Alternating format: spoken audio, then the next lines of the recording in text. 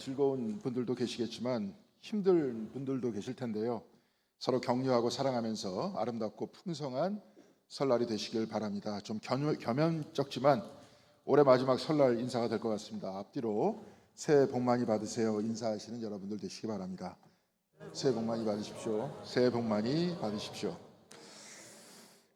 얼마 전 장로님들과 같이 식사할 기회가 있었습니다. 그런데 갑자기 모르는 번호로 전화가 왔습니다. 그래도 070이라든지 다른 지방의 번호가 뜨는 것이 아니라 010으로 시작되는 핸드폰 번호라서 받아봤는데요. 갑자기 여자 목소리가 들리더니 최대강 씨죠? 그래서 이러는 겁니다. 그렇다고 하니까 서울중앙지검이라고 그렇게 말했습니다. 보이스피싱이죠. 그래서 바로 끊어버렸는데요. 저번에는 제가 쓰는 카드사라고 하면서 전화해서 지불일이 지났는데 돈을 넣지 않았다는 그런 전화를 받은 적도 있습니다. 워낙에 수법이 다양하니까 주의해야 한다는 말도 많이 들었는데요. 그런데 생각해 보니까 어떻게 그 사람들이 저의 전화번호를 알고 제가 쓰는 카드까지 알고 있는 것이겠습니까? 그것은 얼마 전에 있었던 쿠팡의 개인정보 유출 사건이 아닐까 개인적으로 그렇게 생각을 합니다. 이번에 약 3천만 명 정도의 사람들의 정보가 유출됐다고 하니까 저도 그 중에 한 사람일 겁니다. 쿠팡은 개인정보가 유출됐는데도 제대로 사과도 하지 않고 있습니다.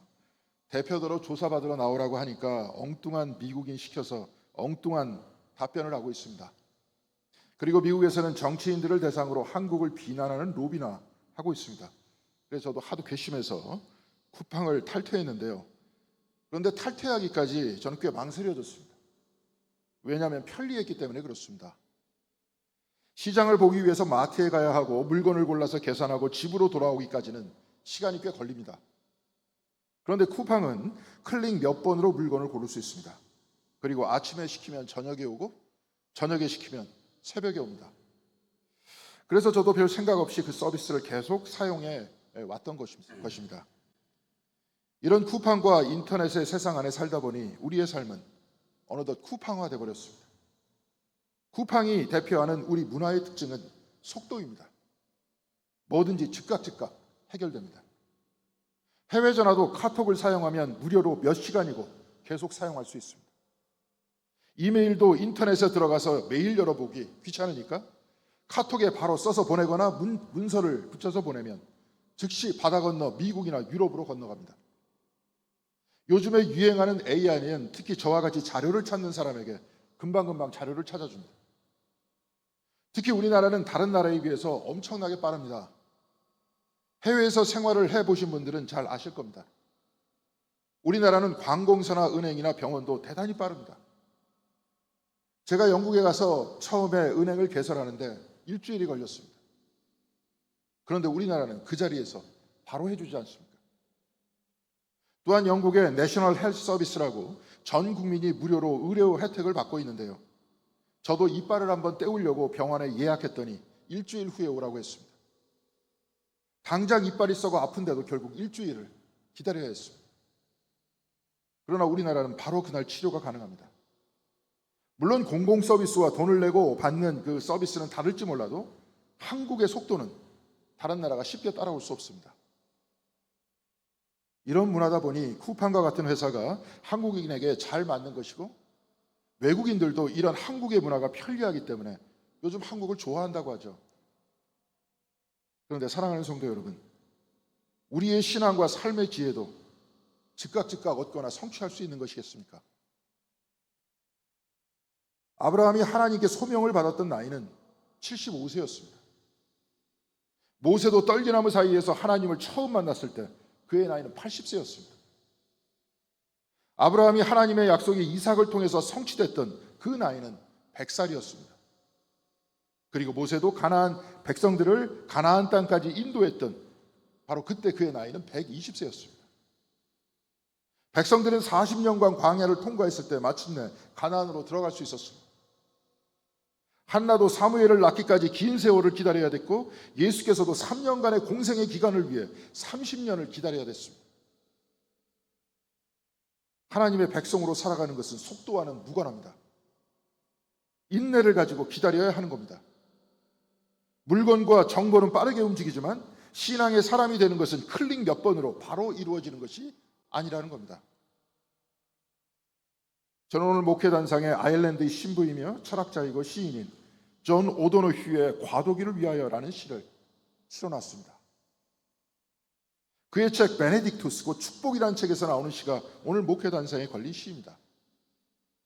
이 시 중에서 오늘 목회단상에서는 과도기를 위하여라는 시를 실어놓았는데요, 이 글은 신앙생활이 더딘 이유에 대해서 설명하고 있습니다. 이 시의 첫 번째 연을 읽어드리도록 하겠습니다. 당신은 모두의 마음을 놓쳐버렸고 당신은 어디에도 의지할 곳이 보이지 않아요. 당신은 스스로 길을 찾아야만 한다는 것을 알 수 있죠. 과도기란 이도 저도 아닌 시간입니다. 새로운 시대가 오기 전에 우리는 그 시대를 맞이할 준비가 되어 있지 않습니다. 그래서 이미 제도적으로는 왔지만 사람들이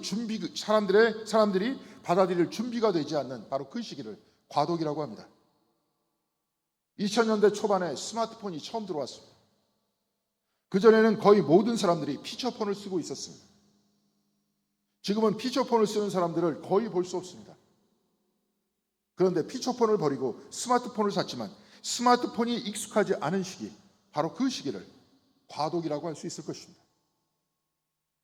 그런데 오도노휴가 스마트폰을 위해 이 시를 썼겠습니까?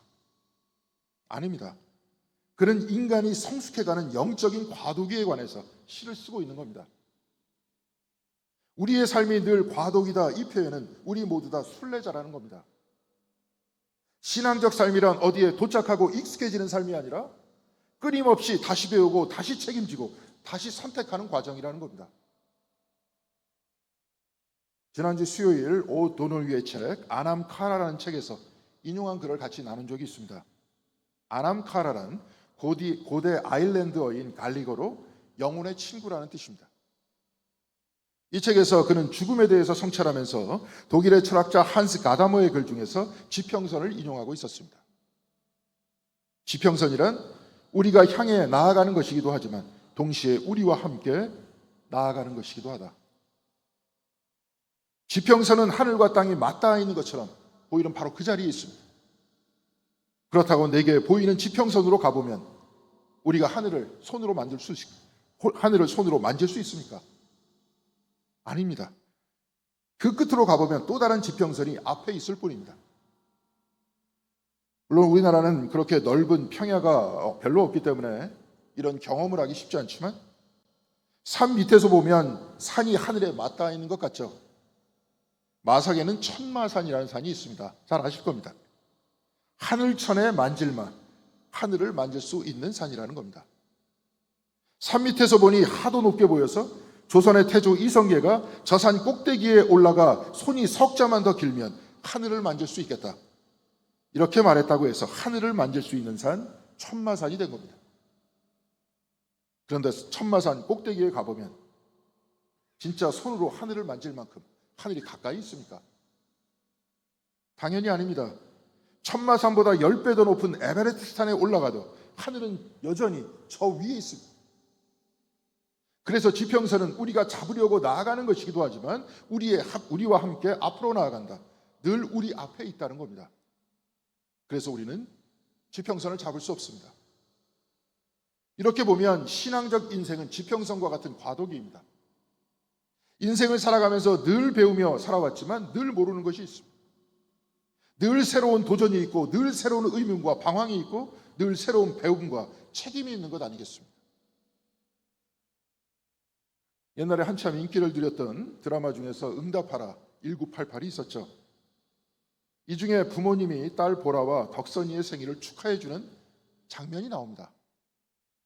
마침 생일날이 됐는데 언니 보라가 생일 축하를 받고 촛불을 끄니까 엄마는 그 중에서 촛불 3개를 빼고 다시 불을 붙인 뒤, 자 이제 우리 둘째 생일 파티, 이렇게 말하면서 박수를 치고 생일 축하하기 시작합니다.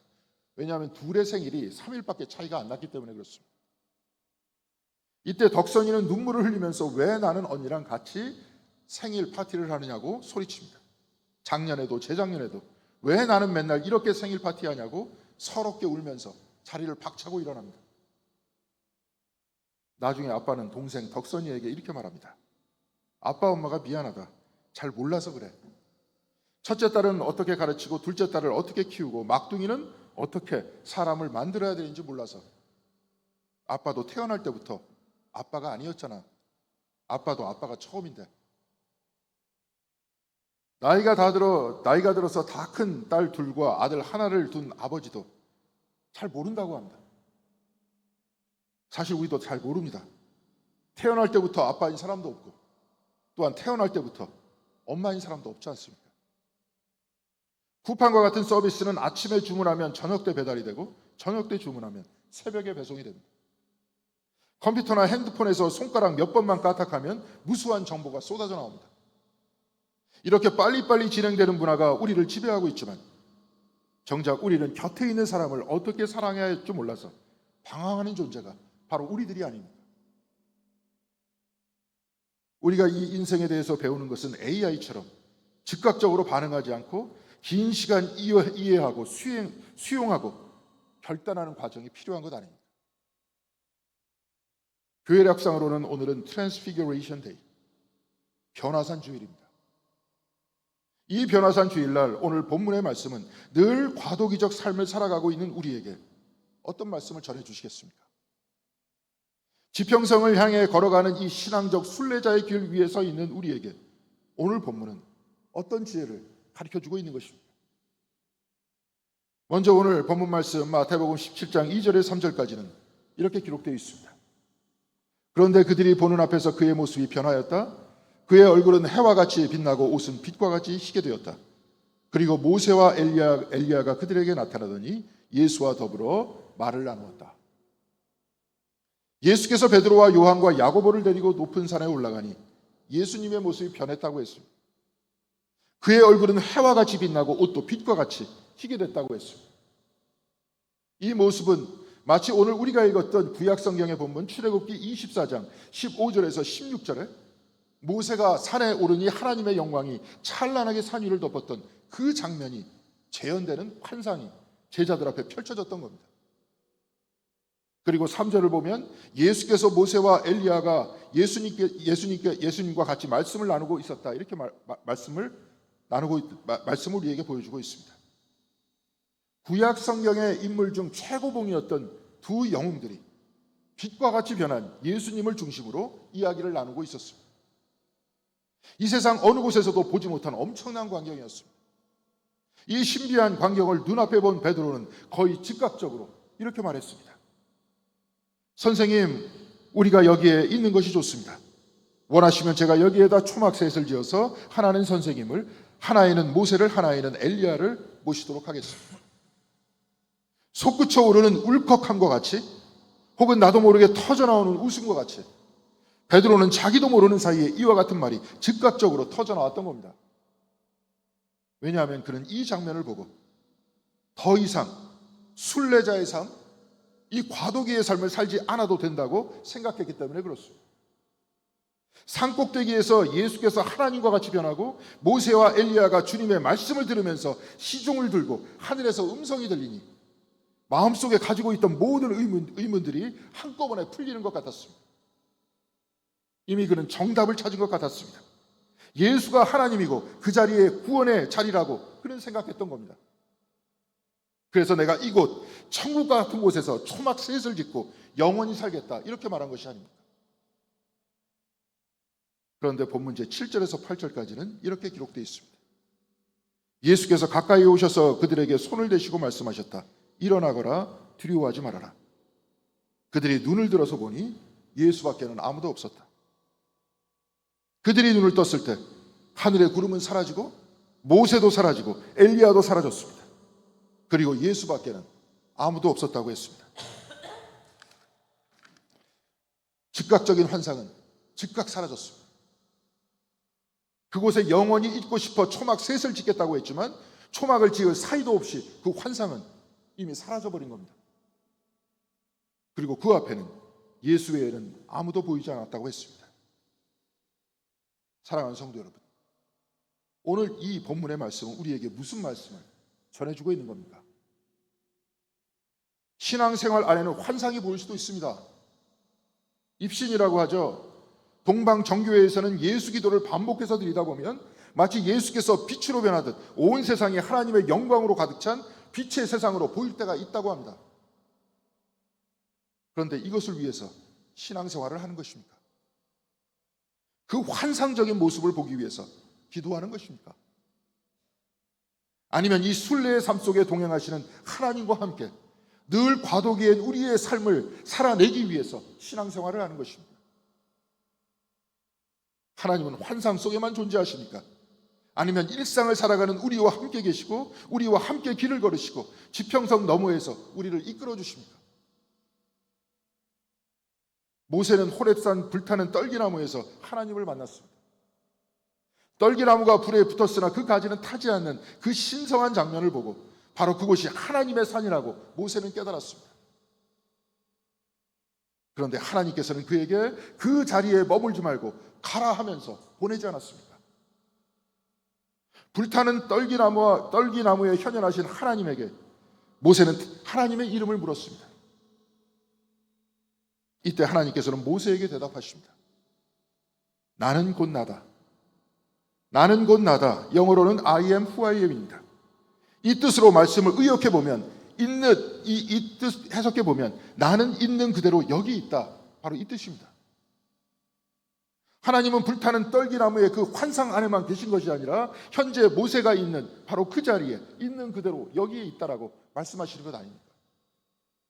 마찬가지로 하나님께서는 이집트에서 고생하고 있던 백성들에게도 하나님께서는 그대로 그 자리에 있고 광야로 탈출한 백성들과 함께 그대로 있고 지금 이 자리에 저와 여러분이 숨을 쉬고 있는 바로 이곳에 지금 있는 그대로 있다고 우리에게 말씀하시는 것 아니겠습니까? 우리 모두가 걸어가는 이 일상의 과도기는 여전히 우리가 미숙하고 여전히 우리가 배워야 할 것이 많습니다. 그렇지만 그럼에도 불구하고 하나님께서는 바로 이곳에 우리와 같이 계시다는 것 아닙니까? 우리는 내가 즉각 더 행복하게 변하고 싶고 내 목표가 즉각 이루어지게 만들고 싶고 내 가족이 즉각 더 잘되게 하고 싶다고 기도합니다.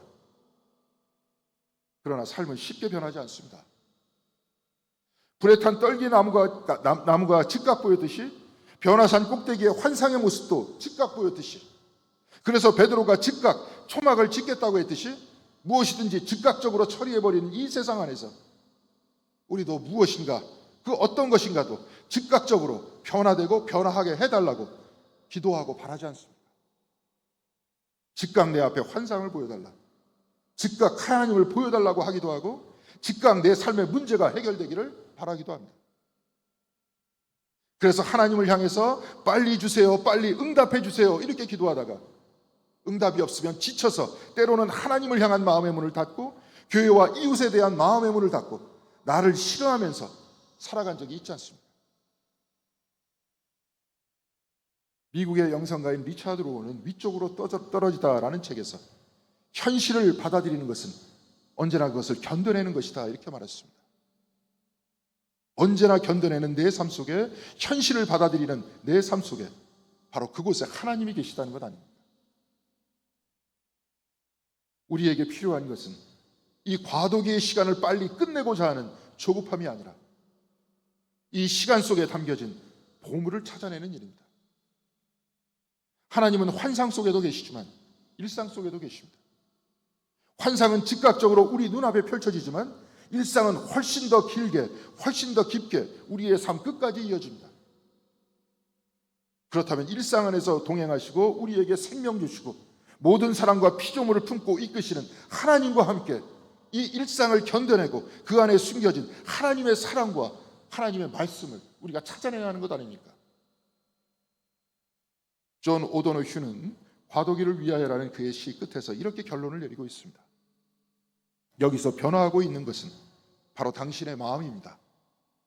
그리고 마음이 새롭게 되는 것은 어렵고 더딘 과정입니다.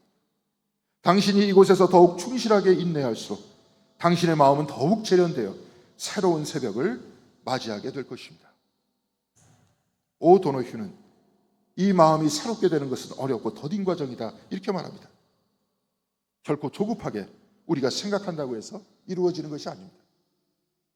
내 삶이 비록 내놓을 것도 없고 화려한 것도 없고 이미 잡은 것도 없고 완성한 것도 없지만 내가 재련되어서 신앙의 새로운 새벽을 맞이하는 것이 우리 앞에 놓인 지평선과 함께 움직이면서 하나님과 동행하면서 신앙생활을 해나가는 우리의 삶이 되어야 하지 않겠습니까? 이 신앙의 새로운 새벽을 맞이하는 것은 어렵고 더딘 과정이라고 했습니다. 지평선은 늘 우리와 같이 움직입니다. 그러나 그 지평선에 도달하여 새로운 새벽을 맞이하고 또 다른 지평선이 내 눈앞에 펼쳐져도 하나님과 동행하면서 인내하고 재련되는 이 순례자의 삶, 바로 이것이 신앙생활이라는 겁니다. 사랑하는 성도 여러분, 우리는 너무나도 오랜 시간 하나님과의 관계는 즉각적인 응답의 관계이고 내 삶을 넘어서 남들이 부러워하는 삶을 차지하는 삶이고 내가 바라고 원하는 삶이 즉각 이루어져야 된다, 그렇게 생각해 왔습니다. 또한 이 생각에 의해서 만들어진 나의 환상과 현실이 다를 때 지치고 실망하고 때로 괴로워했습니다. 그러나 하나님께서는 바로 이런 나의 삶의 자리에 나는 나다, 나는 지금 여기에 있다라고 하십니다. 제자들이 이들의 일상 안에서 눈을 떠서 보니 예수 외에는 아무도 없었다고 했습니다. 예수께서는 우리 일상과 함께 계신다는 겁니다. 환상도 버릴 수 없지만 일상도 버릴 수 없습니다. 우리 모두는 하나님 안에 있고 이 힘든 일상 안에서도 하나님께서는 우리와 동행하시기 때문에 그렇습니다. 사랑하는 성도 여러분, 이 미완의 시간 속에서 우리에게 주시는 하나님의 은총의 소리에 귀를 기울여 보시기 바랍니다. 지금도 이 순간 나에게 호흡을 주시고 온 세상의 모든 피조물들을 품고 사랑하시고 이끄시고 이들 모두에게도 나는 나다라고 하시며 모든 삶의 자리에 이들과 함께 계신 하나님을 바라보시기 바랍니다. 그리고 이 부족한 삶을 살아가는 우리의 한 사람 한 사람 놓치지 않으시고 머리털까지 세시는 하나님의 사랑과 당신의 섬세한 능력을 기억해 보시기 바랍니다. 사랑하는 성도 여러분, 이제 설날입니다. 가족과 친척들과 친구들이 만나는 시간입니다. 저와 여러분이 여전히 과도기에 살듯 모여서 만날 모든 분들 역시 과도기에 계신 분들입니다. 모두가 힘겹게 이 삶을 견뎌내시는 분들입니다. 그리고 모두가 하나님의 현존 가운데 있는 분들입니다. 이제 서로가 서로를 있는 그대로 받아들여 주시고 사랑하는 귀중한 설날이 되길 바랍니다. 그리고 서로에게 용기를 주는 귀한 시간이 되길 바랍니다. 이 과도기에 있는 우리 모두, 완성되지 못한 미완의 삶을 살아가는 우리 모두의 순례길에 하나님께서 분명히 동행하고 계십니다. 이를 믿고 비록 부족하지만 우리의 삶을 있는 그대로 사랑하고 받아들이시는 하나님과 더불어 새로운 신앙의 새벽을 맞이하시는 저와 여러분들, 그리고 우리가 영원히 하나님과 동행하는 우리 모든 영혼의 순례자들이 다 되시기를 주님의 이름으로 간절히 기원드리겠습니다. 기도하시겠습니다. 사랑과 은혜가 충만하신 하나님, 감사드립니다. 우리의 일상 속에, 또한 우리가 숨을 쉬고 있는 그 순간 속에 우리는 비록 하나님을 의식하지 않지만 때로는 우리가 잠들어 있었지만 그 중에서도 단 한 번도 빼놓지 않고 우리와 함께 계신 하나님을 우리가 기억합니다. 우리가 그런 하나님을 고백할 수 있도록 도와주시고 나는 나다 하시며 오로지 예수밖에 우리와 함께 있는 분이 아무도 없다라고 말씀하셨던 오늘의 본문의 말씀과 같이 우리와 늘 같이 계신 주님을 붙들고 하루하루 모든 것들을 새롭게 알아가는 이 과도기의 삶을 살아가는 우리가 힘을 얻게 하여 주시옵소서. 비록 완성된 삶을 살아가고 있지 않지만 또한 우리가 여전히 미숙하지만 이런 우리를 사랑하셔서 우리와 같이 계시고 우리를 품고 계신 하나님을 바라보면서 또한 이 일상의 삶을 내가 싫어하는 것이 아니라 내 삶 하나하나를 사랑하고 내 삶 하나하나를 품어 안을 수 있는 우리들이 될 수 있도록 인도하여 주시옵소서. 우리에게 우리의 분량만큼의 삶을 하나님께서 허락해 주셨사오니 이 분량만큼의 사랑을 전할 수 있는 저희들의 삶이 될 수 있도록 인도하여 주시옵시고 바로 그 작은 일이 하나님의 큰 일이라는 자각 속에서 살아가는 저희들의 삶이 될 수 있도록 주께서 인도하여 주시옵소서. 이제 설날이 됐습니다. 가족 간에 화목할 수 있도록 도와주시고 서로가 서로를 더욱더 깊게 이해하고 서로에게 용기를 주고 사랑하는 귀한 모임이 될 수 있도록 주께서 은총 내려주시고 그리하여서 이 변화산의 시기에 우리의 마음이 진정으로 우리를 사랑하는 마음으로 변화될 수 있도록 인도하여 주시기를 바라옵고 이 모든 말씀 우리 주 예수 그리스도 이름으로 기도드렸습니다.